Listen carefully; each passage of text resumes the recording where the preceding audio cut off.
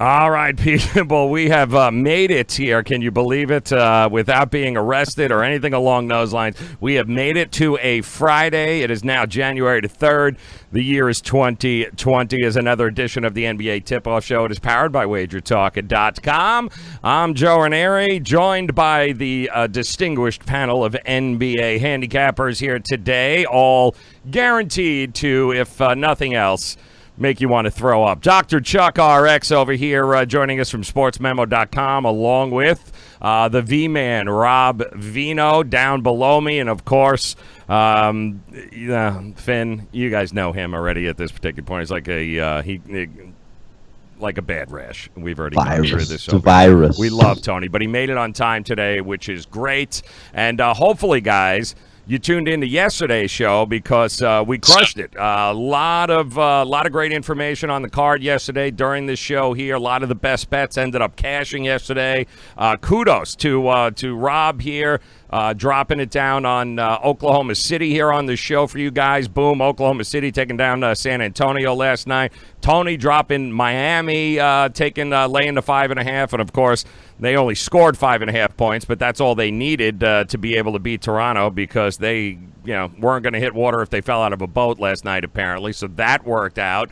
And, Ski was here. He dropping the Clippers in the first half. So great stuff yesterday, and we're looking even more today. We like the plays even more here today because it's a short card. I believe 6 games on the card here tonight, fellas, and a couple of back-to-backs that we will get to. But one of the things, of course, from last night, guys, some of the maybe some of the early indicators, because we do have, of course, we've got a back-to-back with that Miami Heat team here tonight in Orlando. But maybe more than anything, Rob, the most impressive thing to me was, when you score 84 points in 2020 as a NBA team and you still win a game, that's pretty impressive. That tells me a lot about what the character and really what the identity of the Miami Heat are right now. Yeah, the only thing missing from last night, Joe, was probably Charles Oakley and Alonzo Mourning. And then you would have had a real reason to have a game played in that point frame. But Toronto shoots 6 of 42 from three-point range. Miami, a serious commitment to the defensive end last night after what happened to them against Washington and Garrison Matthews lighting them up for 28 points, the depleted Washington Wizards team. This is an interesting game for them here, Joe, the back-to-back situation against Orlando, and I really wanted to run to the Orlando side, but the injury to Aaron Gordon still questionable here, and on top of that, their backup power forward Jonathan Isaac, so they're probably without 2 power forwards, although I would check with the NBA before you bet this just to make sure that Gordon doesn't go. Last year, Orlando beat this team 3 or 4 times. Miami hasn't been good in back-to-back situations this year. They're 1-4 overall. They're 1-3 against the spread on the road. So there's reasons to like Orlando. But again, personnel-wise, I'm just not sure. Miami has more personnel at this point in time. I like the fact that, they exerted so much energy last night. Can they come back and do the same thing tonight? I would doubt it. So for me, I'm kind of in a quandary here. I would like to be on Orlando, but I would also like to have Aaron Gordon in this game to make sure of it. The total here, I think I saw before we came on, about 208, 208.5. All 4 games they played last year stayed under that total. Yep. Yeah, it's and by the way, they haven't been great against Orlando over the years. In fact, it's kind of been a one-way. I think 3-7 against the number here in the last 10 times out. But listen, Tony. I mean, to his point here, I can tell you from the market, and you saw this, that initial money came backing the 25-win Miami team. But as the day has gone on, that Orlando keeps getting pounded here by sharp money, so it continues. I saw it as high as 2.5. I'm seeing 1 and 1.5s again. So there has been some buyback on Orlando already in this matchup. Yeah, I looked at this as you guys have discussed this. I was just looking at minutes played to remind myself what Miami did yesterday. In this game, in truth, I guess if you're going to look at, Orlando is, again, never going to beat anybody by outscoring them. So I don't know what their game plan is. I know that what's this Miami's 5th game in 8 days too. That's going to be to some degrees part of that sharp money. There's a large contingency of sharps that still play the second game in 3 days, third game. It's not near what they were able to, what they used to be able to do since the league made some changes. But yeah, listen. I'm sorry, but I still have a problem backing Orlando against teams that are as good, maybe not as good, or at least adequate technically, defensively, and have the players that can score. Orlando again is a play. I prefer to get them getting a touchdown on the road for me. Yeah, and you look at it here, Doc. Orlando 4-1 against the number in their last 5 when taking on Miami Heat. Interesting enough, both of them have the same schedule. They played December 23rd, 27th, 28th, 30th. Orlando played on New Year's Day, and Miami played last night. So both of these teams are a little beat up at this particular point, Doc. It's been an interesting stretch. How you leaning in this game? Yeah, so as we talk a lot about the Magic, you like the Magic really only at home, not so much on the road, and it's a lot better to obviously get the Magic getting a little bit more points than this. This kind of falls under that category of what I usually say on here, and in general, one of the betting principles is don't follow the side Vegas is begging. Obviously, with what the Heat have done, just in general, and how they're obviously a more public team with more public players and just a more popular team to bet, and Vegas is begging for you to bet the Heat. It makes you want to lean towards the Magic. I wish they were healthier, like Rob Veno said. The no-rest situation and the 5-8 for the Heat is not a good spot. The Heat on no rest this year are 1-5 against the spread. Obviously, the Magic are better at home, better against the Heat in general. They just kind of have the number of this team, but a lot of those games, Rob said, what if Aaron Gordon's not a go and they don't have either of their power forwards to go and Miami plays the same amount of defense? Tony said, Orlando can't outscore you really, and they can't outscore a solid defensive team. And so I don't like either side of this because I was kind of excited, especially with how the game went, to be backing Orlando, and I don't like that spread. We have a game that's very similar on that on the card here tonight, guys. As far as the market movement goes, too, is the Celtics at home taking on the Atlanta Hawks, and it looks like no Kemba Walker here for the Celtics, but they opened up as an 11-point favorite. Initially, almost 60% of the bettors were happy laying the points. Then we watched it move to 12, and then all of a sudden, we've seen some money come the other way. I'm seeing Boston right now at 10 in some places, 10.5. The total also coming down a little bit here, Tony. So talk to me here. Kind of the same situation. Don't know what to make of the Celtics here tonight at home in this game. Double digits. Is it a little scary on your end? Yeah, if Kemba was playing here, no problem at all. I have absolutely zero problem laying double digits with Boston. Without Kemba, it's just a game that a smart guy, a smart player, a smart investor just steps back from. Maybe Marcus Smart's back. Maybe maybe Brown's healthy, and they can basically adequately fill the points that Kemba produces. I'm not laying 12 points. Not doing it. Yeah, Jaylen Brown probable right now. Kemba out. Trae Young is back. He is active, as is Jabari Parker. So, Rob, talk to me here, man. Is this double digits here? I'm seeing a lot of movement towards the Atlanta Hawks taking even the 10.5 points at now. Yeah, the depth of Boston is something where they can overcome one loss. We've seen it before. One player goes down, there's, 2 others to take his place. I don't know that Kemba Walker is necessarily the best guy to lose because I think he's the most important cog in that entire line of Jaylen Brown and those guys. You have Marcus Smart come in and they do the same thing basically in a short-term injury situation. For Atlanta, guys, we've talked about it a little bit, and I know that Chuck and Ski talk a lot about first halves, but with Atlanta, mentioned it a couple of times now, their first half trend is to go under the total, and it continues on to go under the total. They've gone under their last 3. They've gone under 13 of their last 19 in the first half.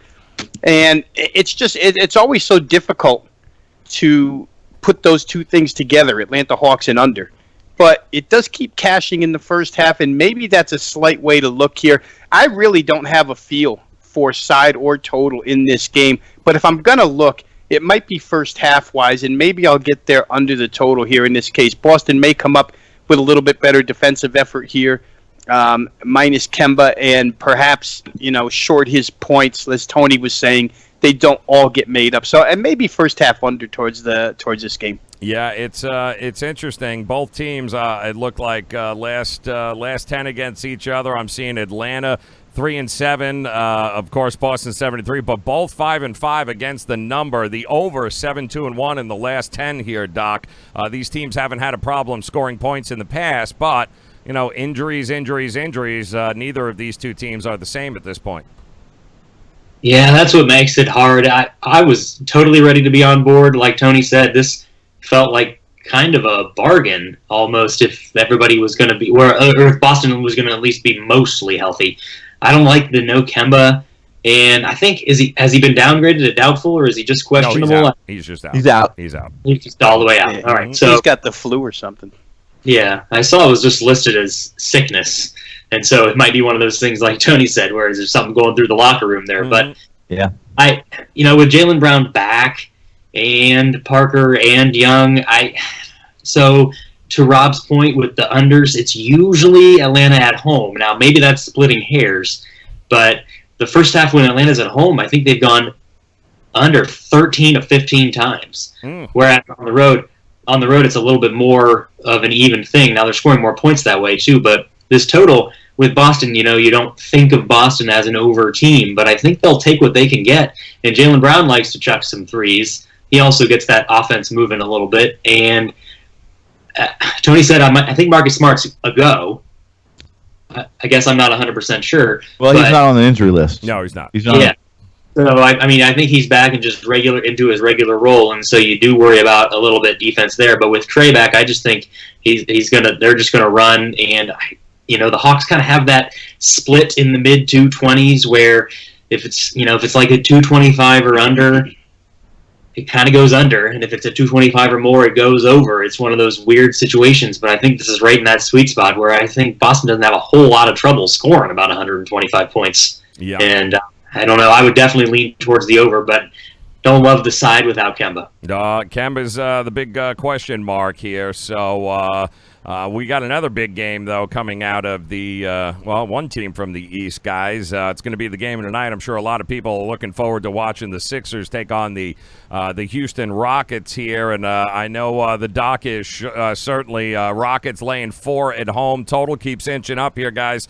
From 224, I'm seeing to 226.5. And listen, the Sixers are a team that at home, Tony, we have seen are one thing. On the road, they're a whole different thing. So they played their last 3 games on the road, and they've lost all of them. So, in fact, in 2 of those 3 games, I believe they only scored 97 points, and that's not going to cut it on the road against Houston here tonight. It's a short number, laying 4 here for Houston. You like them? But I think you outlined that perfectly. If you want to add a few little caveats, and that would be, look, it is the 4th game in 8 days for Philly. They haven't proved to us that they're going to be capable every single night on the road. This is the final game of that 4-game, 8-day road trip. Houston has been up and down the last week or so. Did they lose straight up to the Kings and to and who else was it? The Pistons? I believe it was the Pistons. Yes. That's not anything I want. I'm going to send to my clients and say, listen, I know that he got arrested for drugs and for soliciting prostitution. No, I'm sorry. But I believe Miami, in him. And I believe in him. Don't crush him. Indiana, Orlando, and Miami. Right. Here's the deal. I'm off. I'm out. I don't even want to. I have nothing to do with this game. But that short number speaks to a lot of things, and it's not anything I want to have anything to do with. Yeah, listen, it's tough, Rob. The total also is tough. A lot of people would think Houston, like, wow, they're big. Well, no, they're not. The under has gone 19-15 in Rockets games this season. So, in fact, 10-3 to the under in non-conference games. So it's a number that's been hanging out there. And if Philadelphia can't score points on the road, man, that 227 is a big number, isn't it? Well, I got there, Joe. I got there immediately at 224. Oh, it's great. gone up since. Yep. So I just thought it was the right side of the game. Joel Embiid had a few days worth of rest now, but he's more than ready to play here. 4 games or 4 and 8 nights or whatever it is, but it's not for him because he did sit out the last one. He's a dominant force inside, and we talked the other night. Houston now at full strength. I think we saw the Nuggets are a pretty good defensive team, guys, and they got steamrolled for 130 points. The gang's all back. Harden, Westbrook, Gordon, Capella, the whole works. And they can only play one way. They're going to run, and, I'll take it from Tony here. We'll give him credit, although it's not going out on a limb for anybody who follows NBA basketball. They don't love defense that much. Yeah. Philadelphia is a team that, with their length, can play exceptional defense when they want to. There's just too many times I watch them here in this little southeastern corner of Pennsylvania where they don't want to. It takes a certain occasion for them to play defense. I think they can get sucked into a track meet. Ben Simmons has every advantage to get to the rim here and score points. And they're minus James Ennis, who, as a 3-and-D guy off the bench, provides them with a lot of defense. So for me, 224 just didn't seem that high. You're asking this game to, if the odds maker's on the money here, to go somewhere in the 116, 112 vicinity. To me, it's just not that difficult, guys. I think this one gets over. Now, you don't want to just let it continue to steam and keep playing it over. Like I said, I got the best of the number, but I do think it's an over game. Right, and to interrupt you, listen, I kind of like that play. I like your situation. That's for certain. If it steams any more than this, then you have a really good spot for a middle. Mm-hmm. Yeah, big time. And it's interesting, too. You look at these last 10 times head-to-head between these two teams. Philadelphia, Doc, 2-8 against Houston. But you know what? 7-3 against the number. So interesting enough that they're getting 4 points in this one. Like Rob said, a little well-rested here in this, although they have not been great on the road. Can they muster up enough defense and score enough points to be able to get the job done here?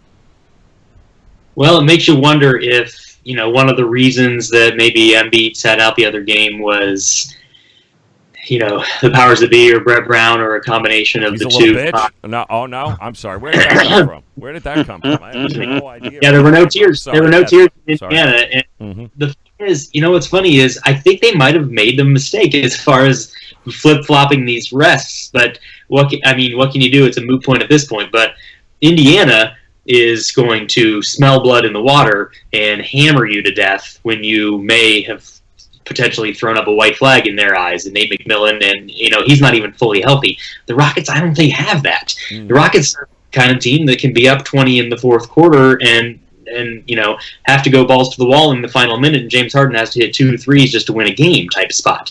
But to Rob's point, I can't quite figure out why the line. I guess maybe I don't know if I missed a movement on it. But it's 7 out of 10 tickets on the Rockets, and the line's not going anywhere. Yeah. All the money seems to be on the Sixers, but the line's not going anywhere. Right. So I like Rob. I definitely like Rob's play. Didn't get down on that, but I am already on one of my best bets of the day. Is that first half over? The Sixers are 12-6 over on the road. Rockets have gone over. Period. 9 of the last 10, and it's not. They're not squeaking over. Those games are going 124 points, and unfortunately, it's devolving a little bit. It was 110, and we're getting into the 112 range, and it might even be 113 by the time this airs. I still like it at the 113, but, obviously I would have liked to have got it on there earlier. But I think, the Rockets have been playing healthy, and this feels like the kind of game. There's probably a lot of good prop bets out there, too, because I think they're probably going to let Korkmaz do whatever he wants and get any shot he wants. And if you can get some over-under on points on that, I think that's an over. Almost a perfect reverse split here. You got 70% of the tickets, 30% of the money on Houston, and the complete opposite on Philly. 30% of the tickets, almost 70% of the money. So that's why our line is frozen there at -4. But this should definitely be a fun and entertaining game here to be able to catch tonight. The Blazers and the Wizards, maybe not so much. The Washington, I don't care. Should we just go over now, guys? I don't even know here. The Trailblazers laying 5.5 to open up here on the road against the Wizards. It's been pushed up to 6.5. The total, actually, believe it or not, opened up at 236. It has come down just a hair. Looks like a half a point at this game. Listen, Portland is... what's the word I'm looking? Shit. That's the word I'm looking for. They're terrible, Tony. I mean, every time I want to get behind them, I just can't. But maybe, just maybe, we'll get enough out of them here tonight on the road to be able to take care of business. Do you like them in this spot? Well, I was going to say I'll be contrary. I do like them in this spot for several reasons. Yeah, for several reasons. One, they were in a lose-lose situation, really. Wednesday, the game one of their road trip at MSG, and that was for some reason. One, they were going to play without a couple of reserves that people, the four of us will know about, being Scal and Mario. They were without both of those guys in New York, and they've been dealing with injuries and issues with bench points all year. It kind of started, Whiteside's he's been playing a lot better. He's healthier again, although he's played most of the games this year. He's blocked like 55 shots in the last, 8 or 9 games, whatever the case may be. I like him here. I like him for several reasons. One, because this Washington team, believe it or not, gets about 40% of their points in the paint. And if you're playing a team that has the defensive ability that a healthy Whiteside has, then if you eliminate any of that from Washington, right? I think you're good. You also I think Mr. V mentioned, or somebody did, last time we were on the show, was it yesterday? I guess, or the day before, whatever it was. It was definitely yesterday. But go ahead. That Portland, they're not going to shoot like they did in New York. They're just not going to. You're going to get a lot better. Lillard, at 5 for 20, 16 points under his average, scored 11. Right. And McCollum, 17, 5, 6, 10 points under his average. Beal's back for Washington, which I think is actually better for Portland, simply because when Washington faces a team capable of not only controlling the perimeter and being backcourt heavy, which I consider Portland to be, and have someone in the paint to defend the rim, then Washington's in trouble. And they're giving up, I think 121 points per 100 possessions this year. I like Portland, and the numbers should speak to it, guys. Look at Portland's. Look at their record. They haven't been that great, and they're laying a touchdown. Yep, and that's exactly, and it keeps going that way too as well. The total again, right around that 234.5, 235 mark here. I mean, are we confident here, Rob, that we're definitely going to get points from both of these teams here tonight? Well, I think the problem is Bradley Beal here, and that's why the lines come down a little bit. He's going to take one game off. Either it's going to be tonight or it's going to be tomorrow night, because they're in a back-to-back situation. So does he play here against Portland, or does he play tomorrow night against Denver? I think that's why we've seen no movement in this total. Otherwise, 236 with these two teams, it would be, you would expect 240 plus with everybody involved, and you still might be able to expect that. Right. Because even without Bradley Beal against the Miami Heat, Washington went for 128 a couple of nights back. So it's probably over or nothing. If you wanted to be proactive, you could go ahead and play over while it's still 235.5. The closer it gets to game time, if Beal gets announced as in, obviously it's going to go up. So I just don't know which game he's going to play in. But still, if I had to recommend something, Joe, I would recommend playing this game over the total. Washington just doesn't care whatsoever about the defensive side of the court, and they seem to have more than enough scoring. Like I said, Garrison Matthews, this kid from Lipscomb, for anybody who follows college basketball, that wasn't just a rarity with him shooting a lights out the other night. This kid can shoot, and from distance. So perhaps we see an over here. Tony's point that Portland won't shoot as poorly as they did the other night, especially the key contributors, that's got to happen. There's got to be a bounce-back theory there. So for me, it would probably be over the 235.5 or nothing. Yeah. So, Rob, hey, John, I'm sorry to interrupt again. To Rob's point, which is a great point, and that is if you're a believer that there's a chance Beal won't play tonight, then grab the -6 right now, because if he doesn't play, it's going to go to 9. Good point. Right. Yep, very good point. Yeah, I mean, too many volume scorers there on Portland with Lillard, McCollum, even Carmelo at this particular point. And if you can get anything from Whiteside on a consistent basis, they should just be better than what they are. But unfortunately, they're looking a lot less like a playoff team, and certainly a lot less than what we remembered them to be last year. So hard to trust Washington, although people are going to look at them going, didn't they just beat Miami? Yeah. Well, no, even, hell, even I get 3 lotto numbers every now and then and get a free ticket. You know what I mean? That doesn't mean that we're going to make a habit out of it, Tony. Yeah, I know. Come on, I'll be here. I'll be here Monday, just like always, working. Yeah, it's tough, man. And I don't know, Doc. What do you think here, brother? You still you lean in Washington first quarter and then part of the second quarter? How you going with this one?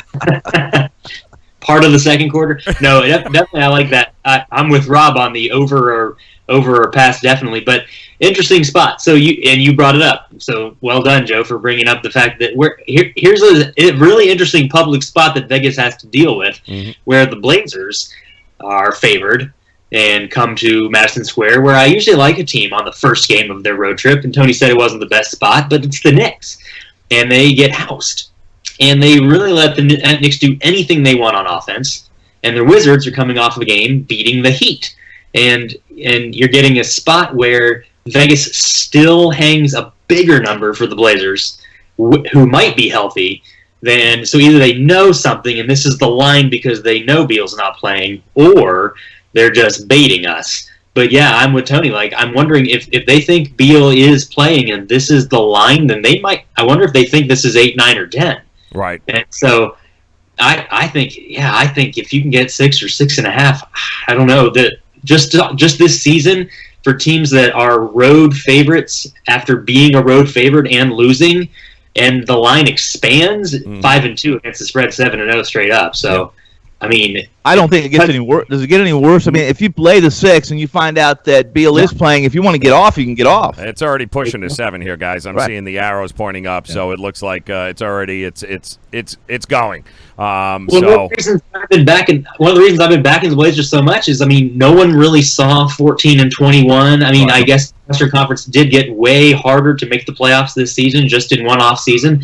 But I mean, these guys have been almost hosting a playoff series on a regular basis with Dame and Stotts, and now they're 14 and 21. And I was backing them against the Knicks, and I can't see how this is wrong again. I don't know if I'm going to be able to do it, but they have to win these games. Yes, yeah, they got to do something, that's for sure, and they got to start sooner rather than later. So get it if you guys are watching this right now. If it's still at 6.5, it's going to continue to go up if that announcement comes down anytime. But you mentioned it there, Doc. Don't forget the New York Knicks, who all of a sudden quietly have put together, guys, a little bit of a streak going on now. They're on the road. They're in Phoenix. Phoenix opened up as a 5.5-point favorite. It is now up to 7.5. The total is hanging strong there at what are we looking at? 224.5 in this one. And the Knicks, let's face it, 2 in a row. I think they had won just once previously this season. Now they find themselves in the midst of a 3-game winning streak. Julius Randle has been on fire, guys. I think he's scored 5. I think he's led the team in 5 consecutive games now, so he's really kind of taken point there. The Phoenix Suns, on the other hand, they've dropped, 9 of their last 11. It looks like Kaminsky is doubtful for this one. The Knicks 7-3 against the number in their last 10 overall, Tony Finn. Hell, 5-1 against the number in their last 6 on the road. Is the value in the Knicks here? Well, first and foremost, if you're looking at the WagerTalk live odds board, you'll see the opening number was 5.5. You'll see now that it's 7.5. Understand that 5.5 was an overnight, and by the time most of the books, Penny and some other books, opened up this morning, it was already at 6.5 or 7. So it's not like not like the sharps are jumping all over the Suns as they play here. And is there value? Here's the deal. The Suns are first and foremost, my intel guy, my insider in the valley there that helps me with the Cardinals and the Suns will tell me. He's told me, if he's told me once, he's told me 100 times. Here's the deal with the Suns. Understand that their coach. This is a young group. He knows he's not going to be this Suns team is not going to be a championship team this year, and he uses in-game situations to coach, and he won't overplay a player. He'll sit him if the slightest injury, and you've seen it this year. A lot of guys have set when, and he's really disappointed in himself that the Arizona the second-year player center out of Arizona, got hurt right at the coming back from the injury. So long story short on this one, is the value on the Knicks? Probably. I think if you can get Knicks is unpredictable in this situation. I'm sure not backing the Suns laying a touchdown and a hook. Right. I'm absolutely on the Knicks, and you know how I feel about the Knicks. Yeah, exactly. Phoenix, Rob, listen, 2-6 against the number in the last 8 as a favorite. If you're going to look at 7 points, you're getting a touchdown in this game. I mean, what can you say here? I mean, the way they're playing, they got a little bit of confidence. They've been pretty good and undervalued thus far in the market. Do you like them tonight? Here's, because I generally come at these games from a totals perspective, guys, and here's what, if you're playing totals, here's what you got to ask yourself. Is this Knicks defense really as good as what we've seen the last 3 games overall? How about these numbers? They give up 26.9% field goal shooting 3 games ago to Brooklyn. 26.9. Then it goes to 34.4 against the Wizards. And then it goes to 39.4. We already talked about how Portland shot so lousy against them the other day. That's 3 straight games where their defense has absolutely dominated. Now, is it a mirage or is it the new reality under Mike Miller? I'm not sure that personnel, in my mind, makes it a reality. And for Phoenix, I was questioning playing this game last night when I looked at the overnights, only because Ricky Rubio was on the injury list. This is a really good team offensively when Ricky Rubio's involved. Yeah. And he's off the injury list now. He's going to play. They are a team, Tony just mentioned it, that has not had every single piece together for quite a bit of this season, and now they are all together. We do have Booker, we do have Ayton, we do have Rubio, who have all sat out portions of this season due to injury. So for me, I think if there's one team that's going to get the Knicks here with their offense and bring those defensive field goal percentage numbers back to reality, I think it would be Phoenix. On the other side, boy, they're just not a good defensive team whatsoever. So Julius Randle, Joe, you talked about him. He's got a chance to tear this team up tonight. The Knicks have a chance to score points. I would probably side with this total going over. It's kind of stayed stationary from where it opened, and perhaps that's a little bit because of the hip injury to Rubio. But once he came off the injury list, I don't seem to think that would be a problem here tonight in Phoenix to get over this number.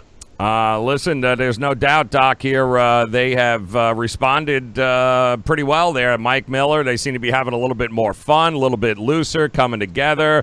Young team, got to learn how to win. Phoenix has cooled off since that hot start early here, but I don't believe, if I'm correct here, I don't think Phoenix has won a home game since early December. I believe the 8th or 9th, somewhere around that. What do you think? You trust them enough to be able to pull away offensively and win by more than a touchdown here?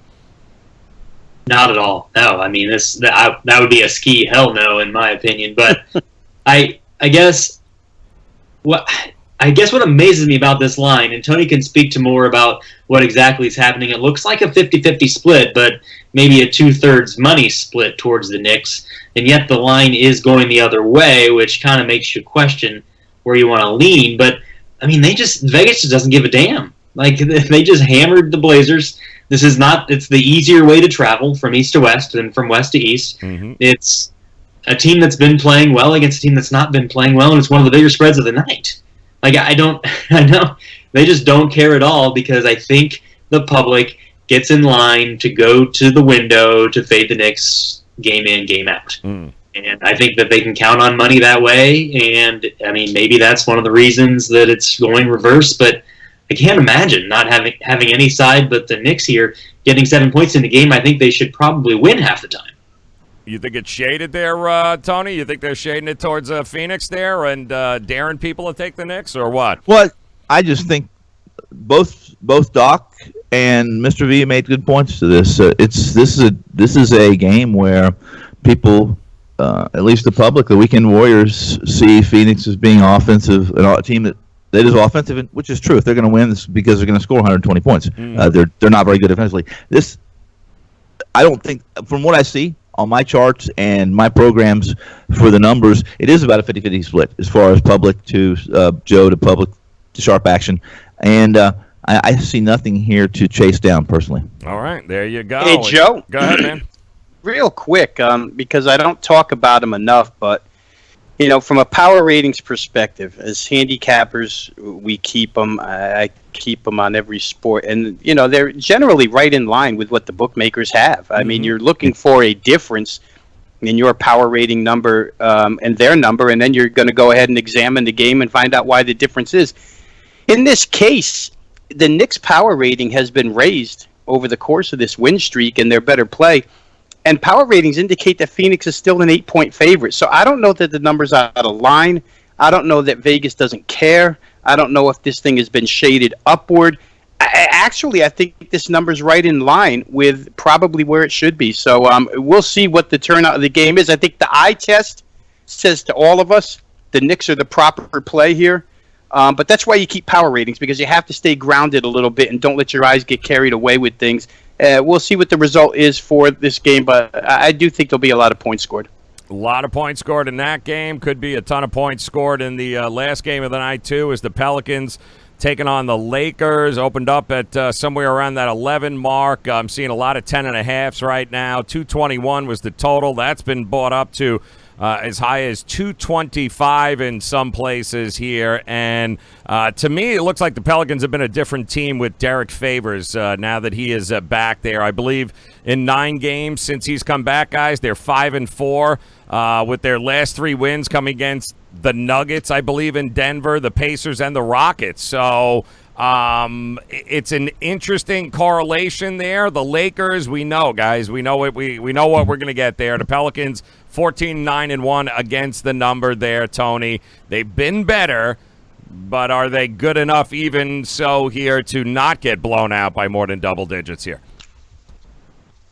The last game the Lakers played was kind of refresh my memory, because I've gone through so much data this morning, and I'm not going to punch the screen up and look. Just remind me, who was the Lakers? The Lakers' last game they played was against Phoenix. Tony. Okay, and right, and they were laying 11 in that game, much like this one. And I not only did I give that out, I gave it out a free play on WagerTalk, and I had a lot of people tweet me and say, no, I'm on the Suns plus 11, on this. And I said, well, I'm assuming they either watched the show or they looked at the free plays on WagerTalk. But for that, in that game, if you watched it or followed it all on your phone or your computer, you saw that the Lakers had a 20-point lead in that game, 25, almost a 30-point lead in that game at one point. And I didn't see the backdoor shot or what all I did was see the final, and they won by 10? Yep. So Phoenix gets the cover in that game. The Lakers don't. Now if I was smarter than I am, and I'm sorry to tell everyone that I'm not, or at least I think I am, I should have gone and looked at some of the last plays on that, or at least the film. What did the Lakers do there? How do you give up a 30-point lead to the Suns, who can't play defense? I don't know what happened there, but I will say this. New Orleans comes into this game with the longest break all season long. I think 4 days. They haven't played in 4 days. Yep. This is as rested as they are going to be, and I know it's only January, but as rested as they're going to be throughout the regular season. The Lakers haven't been terrific. There's still some questions on whether LeBron is completely healthy. What does Vogel do tonight if he gets another 20-point lead? Does he sit his guys again? And those of us who say, "Hey, we're on the Pelicans. They had 4 days rest. They've been better defensively lately. I'm on them." And we get beat. We don't catch the cover. I would love to talk about this game for an hour. I'm out. He's out, man. Listen, it's been an interesting last. Let's just look at the last 5. 4 out of the 5 wins here, Rob, for this team in New Orleans. Taken down again. Houston, Indiana, Denver, Portland. They lost to Golden State way back on December 20th, but they are rested. They seem to have at least turned a corner here, and you got to think they're going to be They're going to be pumped. They're going to be excited to be in this spot playing at the Staples Center tonight. Is 10.5 too big a number? Well, we had this once already this year, and the reason why it's a big deal is because it's Anthony Davis against the Pelicans. Right. And the first time around, it was a big ESPN game, and the Pelicans came close. I mean, Davis and James dominated. They scored 70 points combined in that game. I think Anthony Davis had 41. And to your point about Joe, he didn't even play in that game. The final was 114-110. I think it stayed under. The total was, I'm looking right here, 231. So it stayed under. But New Orleans got the easy cover. Because remember, on the New Orleans side, there are ex-Lakers, Brandon Ingram and company, who want to show well as well. So you're going to get good effort on both sides. And I will say this, watching New Orleans the past month, you get good effort out of this team. They play hard for their head coach. It's, for a while there, it was a roll out the ball situation, and they still are, tend to be on the high scoring side and the defensively lax side, but Derek Favors gives them somewhat of a presence in the middle. LA obviously at full strength is the far better team, but I don't know that I could lay the points here with them just because New Orleans has played well as of late and because they too have a motive to come in here and play well. So I think I would lean a little bit New Orleans, and perhaps we've seen the total bump up. First time around, it hit 224. Right now, I think we're staring at 224 or 224 and a half, so it's right in that vicinity. Friday night game, I've said this before, that Friday nights in the NBA tend to be more of a show than any other night. The middle of the week is kind of ho-hum, but Friday nights in front of the home crowd, people get pumped and points start to flow. So to me, maybe an overplay here is the best way to look. Interesting. It's been a while. It would seem like the odds makers for a long time with these two teams, they've looked at the total somewhere in that 230 ballpark. So we're not there here, Doc. So maybe if everybody's going full board, all excited here on a Friday, we could be in the 240s when it's all said and done. Yeah, and one of the things to look for with the Pelicans is that they've won 4 or 5.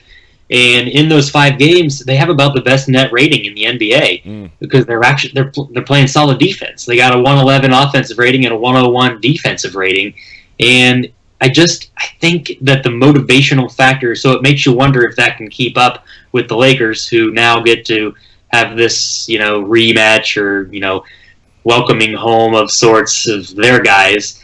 And if Ski was here, he would say, this is Lonzo, my boy, that is going to take care of business, and he's pissed off, and everyone's pissed off, and they all feel like, they were just kind of the redheaded stepchildren, and they were expendable for someone that could make them win, and now it's worked. And I think they're probably still bitter that they didn't pull off that win. I think they were up double digits at the half at home when the Lakers came to visit, and just, Anthony Davis just went nuts in the second half.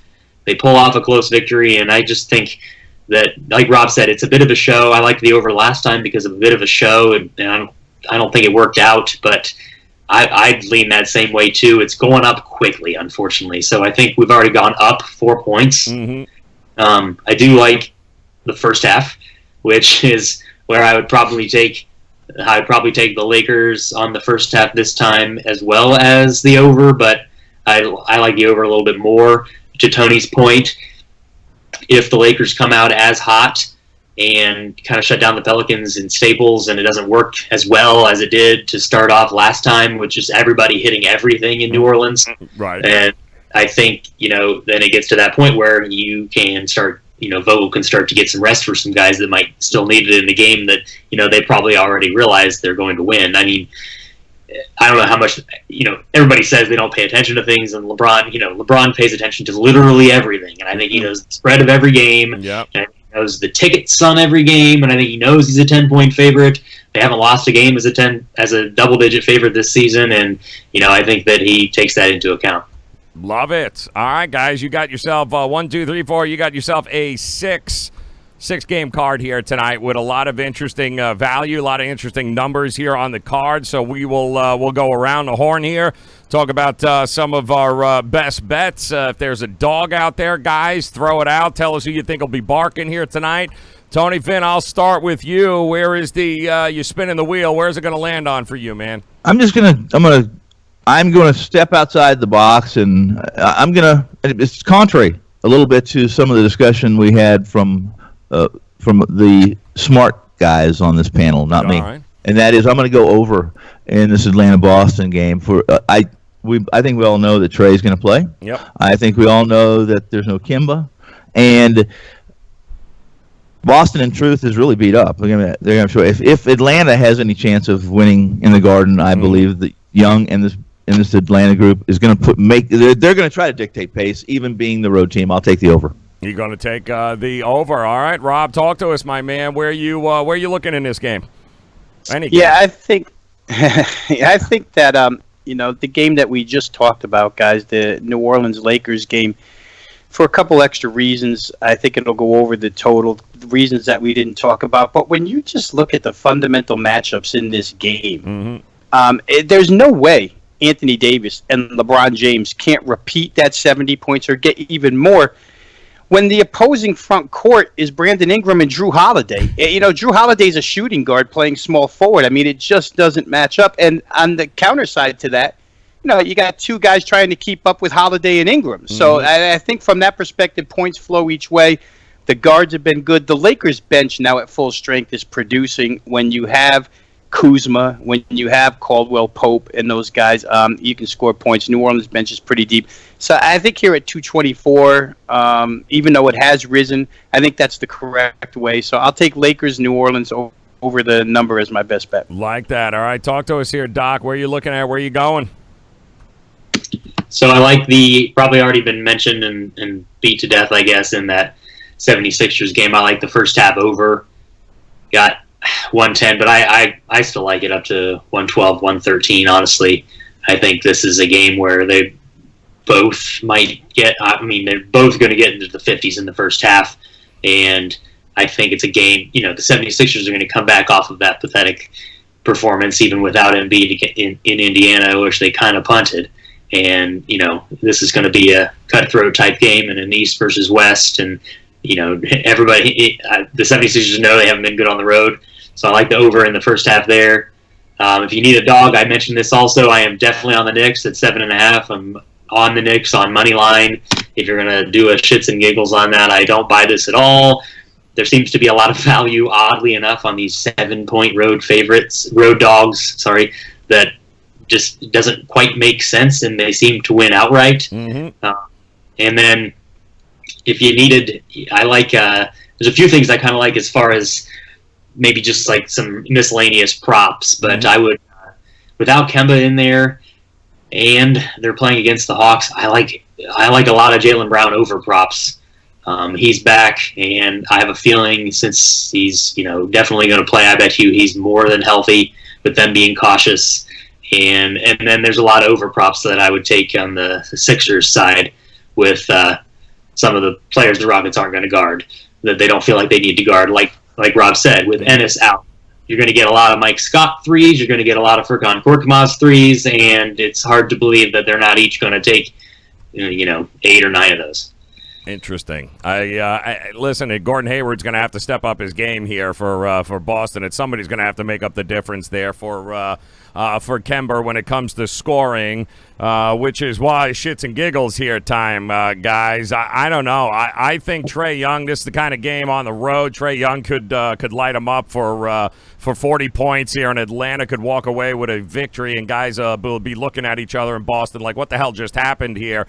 So I'll take the New York Knicks and the damn Atlanta Hawks for a shits and giggles parlay. Give me the money line. Give me the Knicks to get it done, and give me the damn Hawks to get it done. And you're probably looking at about 4.5, 5 to 1. Tony Finn, are we cashing? What? On a money line parlay? Damn straight. You're looking at 10 to 1. 10. Better than 10 to 1. I'm sorry, 10 to 1. Yes, 10 to 1. Yeah, hell yeah. Well, look, anytime you start talking 10 to 1 to me, I'm either, and I'm shaking my head. Yes, I'm either drunk or I really like it. I really like it.